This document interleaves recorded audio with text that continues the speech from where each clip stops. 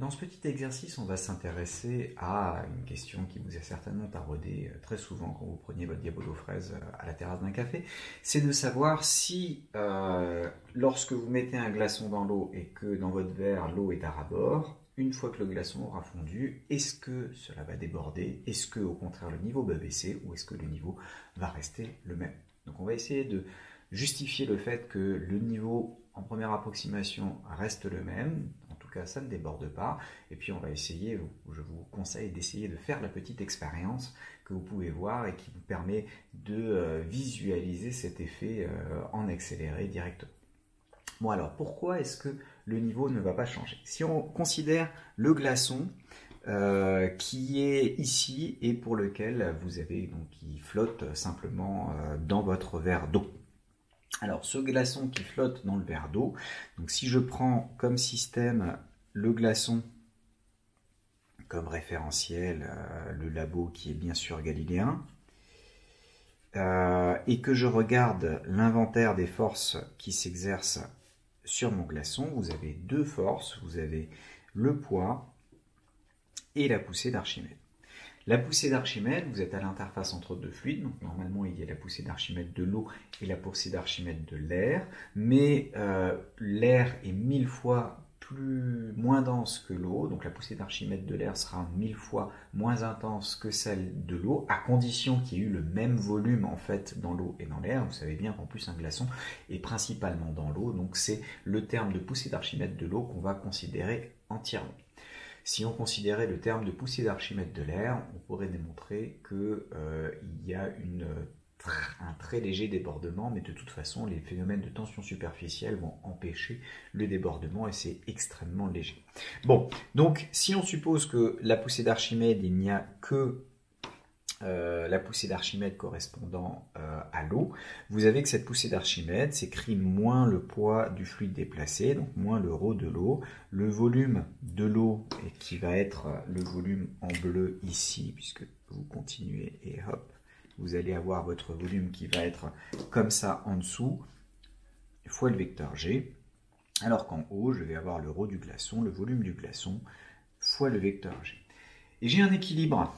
Le fait d'avoir un équilibre, ça impose que la somme poids plus poussée d'Archimède est égale à 0. Étant donné qu'on est au même endroit, donc il y a la même accélération de la pesanteur, automatiquement après projection et simplification, les G partent, et ça m'impose, c'est équivalent au fait que j'ai ρg Vg, donc le ρ du glaçon, volume effectif du glaçon, qui doit être égal au ρ de l'eau liquide, fois le volume d'eau qui serait à cet endroit.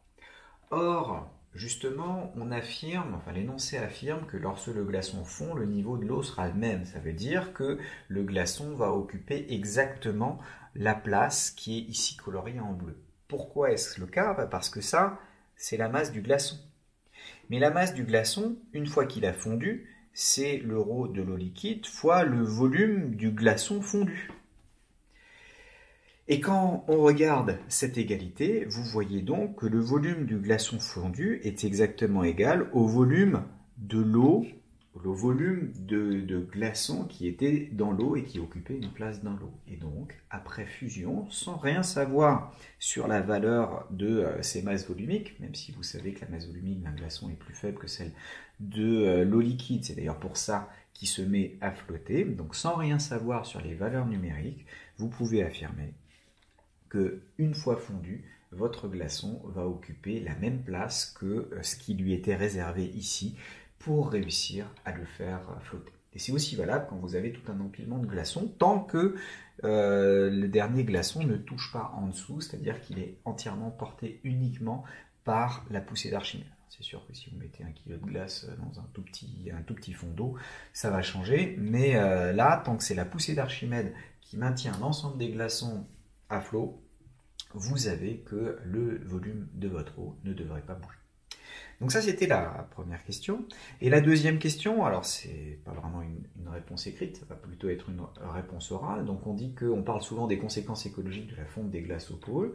Est-ce qu'on peut attribuer une évaluation de hauteur des océans à la fonte des icebergs? Les icebergs, c'est ces grands blocs de glace qui flottent à la surface de l'eau et qui se détachent de la banquise au pôle Nord et parfois aussi des parties qui sont en contact avec l'eau au niveau du pôle Sud. Eh bien non, vu cette information-là, si on considérait que c'était de l'eau pure, que l'océan était de l'eau pure et que l'iceberg est de l'eau pure, à ce moment-là, le niveau d'eau va être rigoureusement le même. En revanche, vous avez que l'iceberg, en règle générale, c'est de l'eau qui est de l'eau avec juste de l'eau. Enfin, vous avez juste de l'eau dans votre système, de l'eau pure, mais l'océan, lui, c'est de l'eau salée. Il a donc une densité plus élevée. Donc quand vous obtenez ça, c'est pas le ρ de l'eau, mais c'est de l'euro de l'eau salée que vous avez ici, qui est plus élevé que l'euro de l'eau qui est ici, et donc le volume de la glace fondue va en règle générale être plus élevé, puisqu'il va y avoir le rapport ρ de l'eau salée sur ρ de l'eau, plus élevé que le volume d'eau. Et donc, là, le fait que votre iceberg soit uniquement de l'eau et non pas de l'eau salée comme l'océan, ça aura une implication.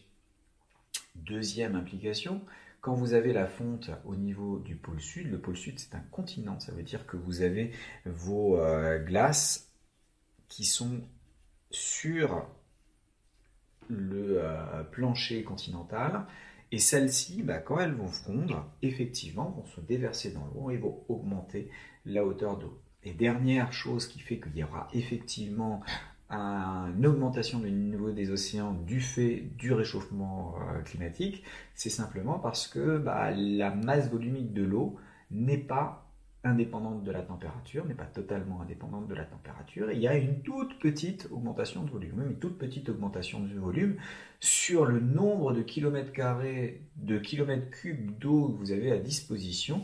Ça fait une augmentation quand même conséquente à la surface de la Terre, et donc la dilatation des océans, du fait de l'augmentation de température moyenne, va causer des augmentations du niveau de la mer, et donc les problèmes d'inondation qui se répercutent ces derniers temps et qui vont aller vraisemblablement en s'empirant si rien n'est fait pour essayer donc d'endiguer cette augmentation de température.